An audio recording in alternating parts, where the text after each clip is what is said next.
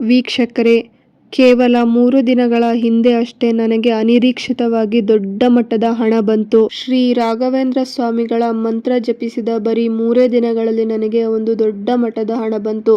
ಹೌದು, ನಾನು ಬೇಡಿಕೊಂಡ ಹಲವಾರು ವಿಷಯಗಳು ನೆರವೇರಿದೆ. ಅದರಲ್ಲಿ ಈ ಹಣದ ಬಗ್ಗೆ ನಿಮಗೆ ತಿಳಿಸ್ಕೊಡ್ತೇನೆ. ನಿಮ್ಮ ಜೀವನದಲ್ಲಿ ಕಷ್ಟ ನಷ್ಟಗಳು ಆಗ್ತಾ ಇದ್ರೆ, ಸಾಲ ಆಗ್ತಾ ಇದ್ರೆ, ಕೊಟ್ಟ ಹಣ ಮರಳಿ ಕೊಡದೇ ಇದ್ರೆ, ಇಂಥ ಸಮಯದಲ್ಲಿ ಈ ಒಂದು ಮಂತ್ರವನ್ನು ಜಪಿಸಿ. ನಿಮಗೂ ಕೂಡ ಒಳ್ಳೆಯದಾಗಲಿ ಅನ್ನೋ ಕಾರಣಕ್ಕೆ ಈ ಮಂತ್ರವನ್ನು ತಿಳಿಸ್ಕೊಡ್ತಾ ಇದ್ದೇನೆ. ಬರೀ ಹಣಕಾಸಿನ ವಿಚಾರದಲ್ಲಿ ಮಾತ್ರವಲ್ಲ, ಆರೋಗ್ಯ ಸಮಸ್ಯೆ ಇದ್ರೆ ಕೂಡ ಪರಿಹಾರವಾಗುತ್ತೆ. ರಾಘವೇಂದ್ರ ಸ್ವಾಮಿಗಳ ಮಹಿಮೆ ಎಲ್ಲರಿಗೂ ತಿಳಿದಿದೆ. ರಾಯರನ್ನು ನಂಬಿ ಮೊರೆ ಹೋದ ಕೋಟ್ಯಾಂತರ ಕುಟುಂಬ ನೆಮ್ಮದಿಯನ್ನು ಕಂಡಿದೆ.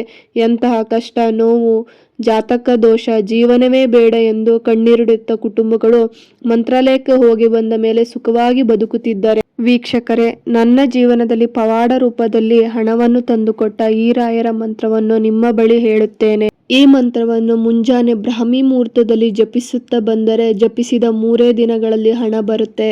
ವೀಕ್ಷಕರೇ, ರಾಘವೇಂದ್ರ ಸ್ವಾಮಿಗಳ ಮೇಲೆ ಭಕ್ತಿಯಿಂದ, ಶ್ರದ್ಧೆಯಿಂದ ಈ ಮಂತ್ರ ಜಪಿಸುತ್ತಾ ಬನ್ನಿ.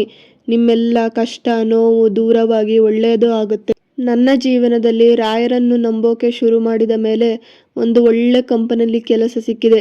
ನೆಮ್ಮದಿಯಾಗಿದ್ದೇನೆ. ಇದನ್ನು ನೀವು ನಂಬಿ ಬಿಡಿ, ಆದರೆ ಇದು ಅಕ್ಷರಶಃ ಸತ್ಯ. ವೀಕ್ಷಕರೇ, ನೀವು ಕೂಡ ಶ್ರದ್ಧೆ ಭಕ್ತಿಯಿಂದ ಈ ಮಂತ್ರವನ್ನು ಜಪಿಸುತ್ತಾ ಬನ್ನಿ. ನಿಮ್ಮ ಜೀವನದಲ್ಲಿ ಬದಲಾವಣೆ ಕಾಣುತ್ತೀರಾ. ಬೆಳಿಗ್ಗೆ ಬ್ರಾಹ್ಮಿ ಮುಹೂರ್ತದಲ್ಲಿ ಈ ಮಂತ್ರ ಜಪಿಸುತ್ತಾ ಬನ್ನಿ.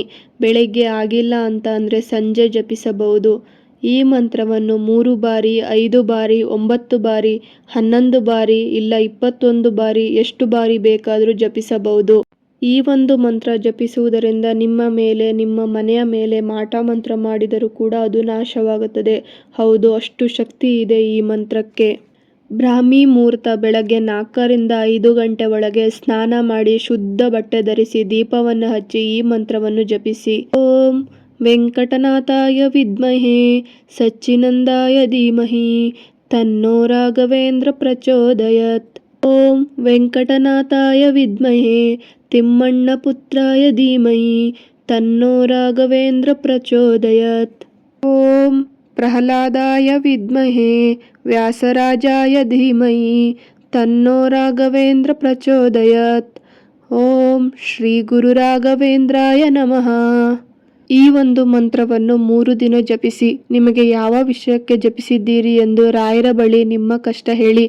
ರಾಯರೇ, ನನ್ನ ಜೀವನದಲ್ಲಿ ಸುಖ, ಶಾಂತಿ, ಆರೋಗ್ಯ, ನೆಮ್ಮದಿ ಕೊಡಿ ಎಂದು ರಾಯರಲ್ಲಿ ಮನವಿ ಮಾಡಿ. ನಿಮ್ಮ ಜೀವನದಲ್ಲಿ ಪವಾಡವೇ ನಡೆಯುತ್ತದೆ. ಹಾಗೆ ವೀಕ್ಷಕರೇ, ಯಾರೆಲ್ಲ ರಾಯರನ್ನು ನಂಬುತ್ತೀರಿ, ಶ್ರೀ ರಾಘವೇಂದ್ರ ಸ್ವಾಮಿ ನಮಃ ಎಂದು ಕಮೆಂಟ್ ಮಾಡಿ.